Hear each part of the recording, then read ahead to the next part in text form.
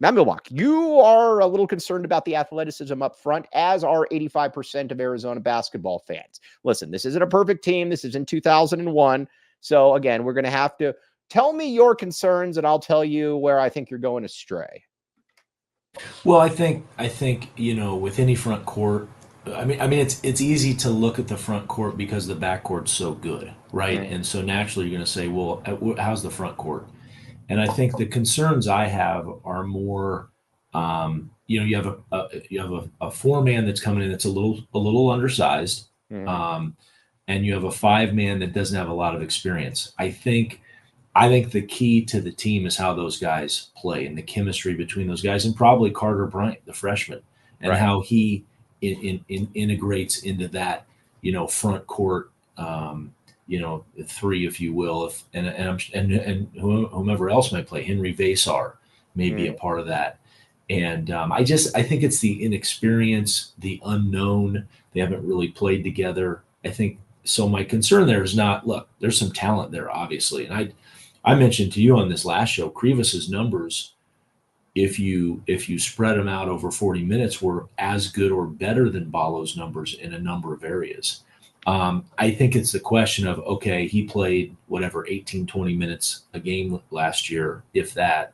Let's see what he can do with 25, 27, 28, and the same with these new guys that we haven't seen. So that's my concern. I guess it's a little bit of the unknown. It's a little bit of the size of the new guy coming in, which you told me rightly so. He had some monster games in the tournament, monster games I need guys. against good teams. I need guys that can get buckets. He dropped 31 and 13 on NC State, and again, that's NC State. They went to the Final Four. He dropped 17 and 11 on Kentucky. Against Illinois, it was like 21 and 14. Listen, Yeah, I like Kad Johnson a great deal. He's probably going to play in the NBA. Shout out to Jack Murphy, by the way. Jack Murphy slapped me away last summer when I said I do not see him playing in the NBA. And that's why Jack Murphy is doing what he is doing. And that's why I have an OG's Brands below me talking with the head of Five Lights Media. But joking yeah, aside, but Keshad was very good. But Keshad also offensively, you're not going to be able to just get him the ball and say, dude, help us get a bucket here. Because right. here's the thing, Tommy gives his players a lot of freedom, a lot of be able to, to be able to make plays.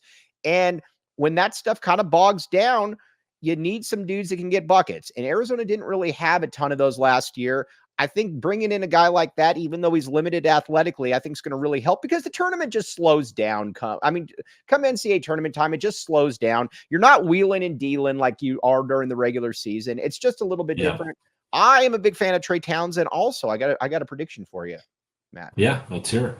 Trey Townsend is going to average 4+ assists per game this year. Really? Okay. That's He averaged 3.5 last year. and now you throw it in. They double, throw it back to him, and it's going to be interesting too because the two guards we spoke about aren't prolific 3-point shooters. Right. So, how does that affect those guys getting the ball down on the post? And if they do get it, they're going to probably get doubled at times, Mm-hmm. and they're going to force those guards to shoot. So I could see that happening. I could see that happening. Let's talk Mo Krivas for a second here. First of all, I want to talk about somebody who was a good basketball player at the U of A, Ed Stokes.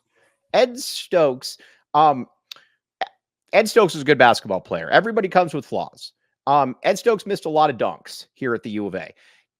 Are you a fan of the Mount Krivas approach where you don't try to dunk it? Or are you a fan of the approach where you try to dunk everything and sometimes it goes in, sometimes it doesn't? What would you do, Matt, if you were 7 foot? Well, I mean, I think it depends on who you are, right? If you're Krivas, sometimes Krivas, like I've said this before, it takes longer to actually gather and go up for a dunk than if you have leverage on a guy and you can just lay it in. You Right. don't need to dunk it. Like you see that, like now I know he's much smaller, but you see that with Draymond Green. Like when he gets the ball in the post, he rarely ever dunks the ball. He Right. just lays it in. He can dunk it, but it's much easier and quicker to actually lay it in. Now, if you're going against, like from sending a message standpoint, you're trying to be physical with guys, you're trying to finish at the rim and you have space, yeah, you should try to dunk it every single time if you have space.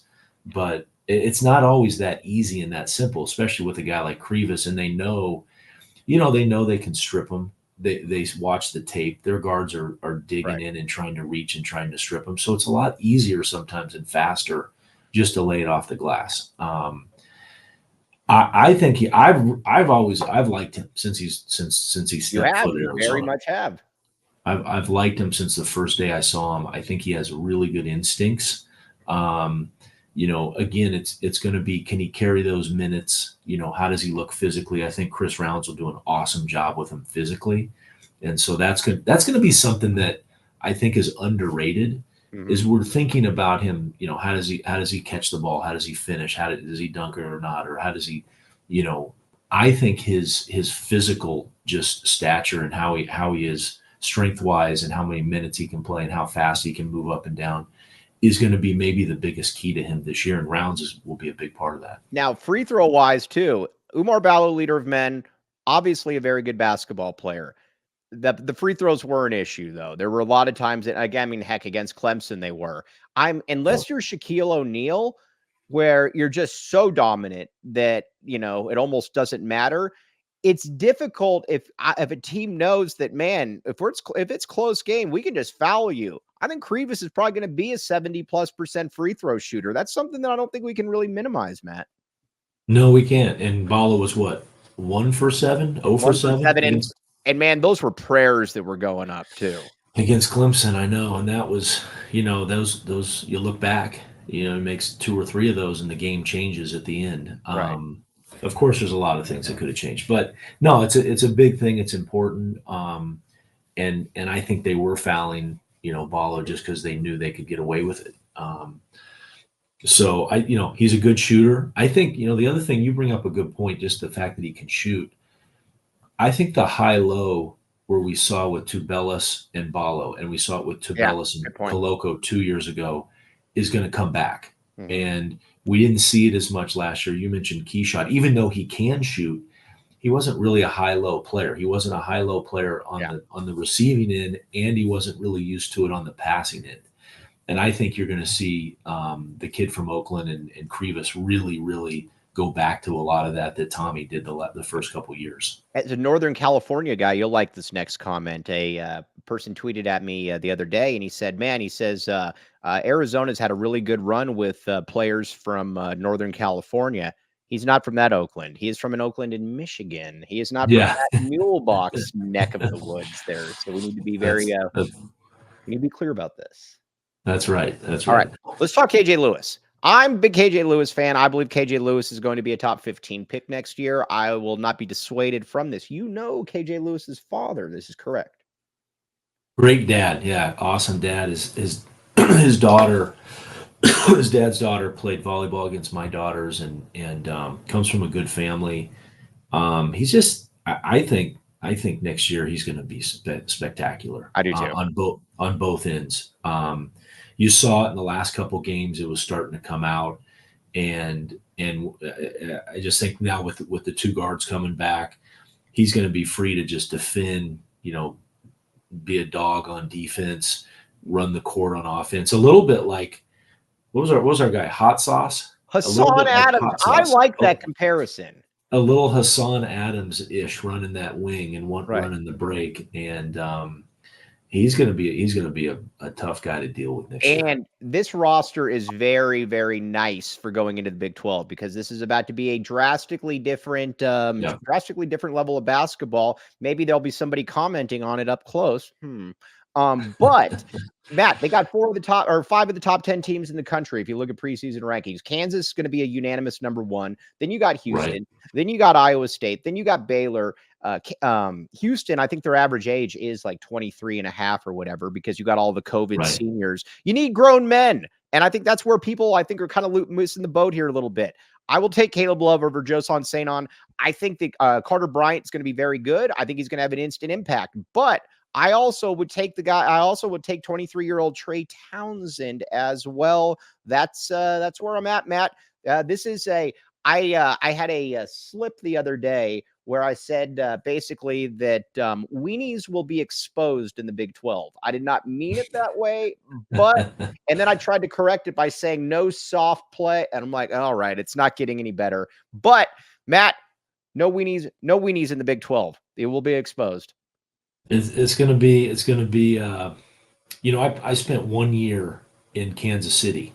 I grew up in California. My family was from Kansas City, so I spent 1 year in KC, and I remember going back there, Midwest. I was at Rockhurst High School, which is 45 minutes away from KU. Mm-hmm. And the thing that struck me was the physicality.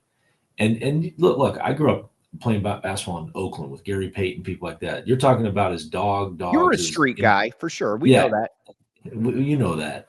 But the toughness in Oakland is, you don't get any tougher than that. But there's a different physicality than the way they play in the Midwest. And a lot of that, to me, comes from football. Football is so prevalent in the Midwest. It is the sport.